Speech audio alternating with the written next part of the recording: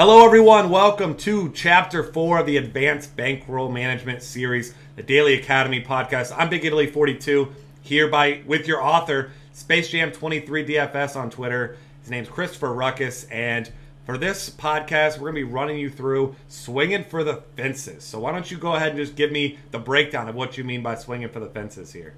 Yeah, swinging for the fences. It's hitting the home run. What's that going to be? That's going to be your big tournament. It's $1 million prize pool, live finals, 100K to first place.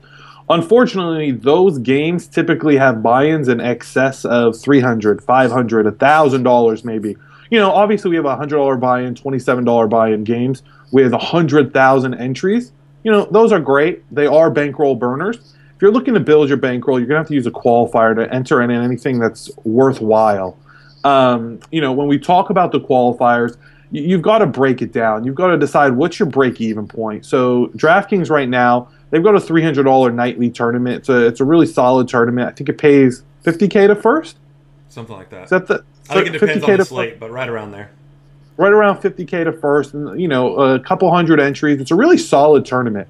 They have a qualifier, $20 qualifier, 17 entries that pays first place $300. In this example, your break-even point would be 15 entries. That means that you must be willing to, one, win that tournament 1 out of every 15 times, and 2, you must be willing to play that tournament 15 times. So, understanding that and understanding the payout structure for that tournament is really important. So you win the ticket. That's great. You don't want to risk a lot of money to win a ticket to a tournament that doesn't have a flat structure. So for anyone that doesn't know this, a flat structure is typically 20% of the field, and then your top 10, so your 10th place, 9th place, 10th place, around there, should be roughly 10% of the first place prize. So 100K to first, 10,000 to 9th or 10th place. That's what you're looking for tournaments to qualify into. If you see a tournament that says, yeah, qualify for our great tournament, win $1 million for first place and get, 5K for 10th place. You do not want to be qualifying into those tournaments because your risk is too significant. So those are the tournaments you want to look to qualify for. Now, it's great. Yeah, you have a bankroll. You can put, I have that much money, $300. Well, you don't want to allocate your money like that.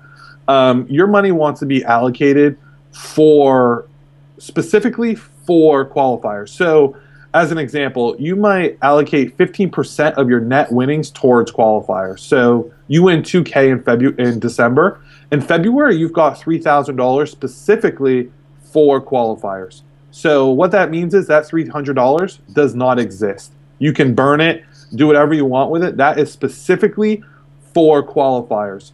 That money also, when you have a built-up $300, we talked about it. That means that's a break-even point for your tournament. So that $300 is allocated for one qualifier. So go ahead, go after the $300 qualifier. If you want to go over a $300 qualifier and a $500 qualifier, you've got to recheck your break-even point on both. And go back and say, how much money do I actually need to go after these? You're gonna end up winning a qualifier, getting into a tournament, and win some money.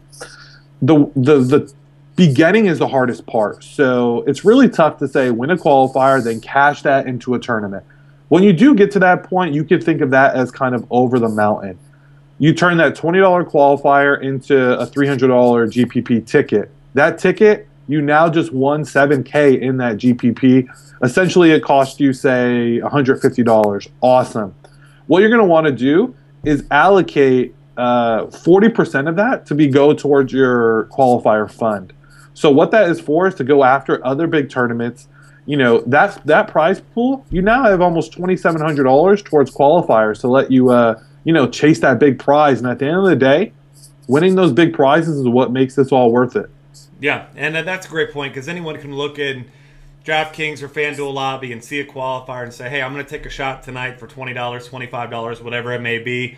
But your chances of winning the one time with your single entry is not very good. But like you mentioned, if you allocate a certain amount of money, you have multiple chances to win. And then you can win multiple tickets for potentially less than the buy-in of one ticket. So it's really smart to allocate your money that way. And, not to just, if you're going to chase it, actually chase it. Don't just spend one entry on Friday and one entry on Tuesday and $50 here, $50 there. Like, if you're going to go for it, go for it. And I think you have outlined a really good strategy for going after that. So, yeah, one example.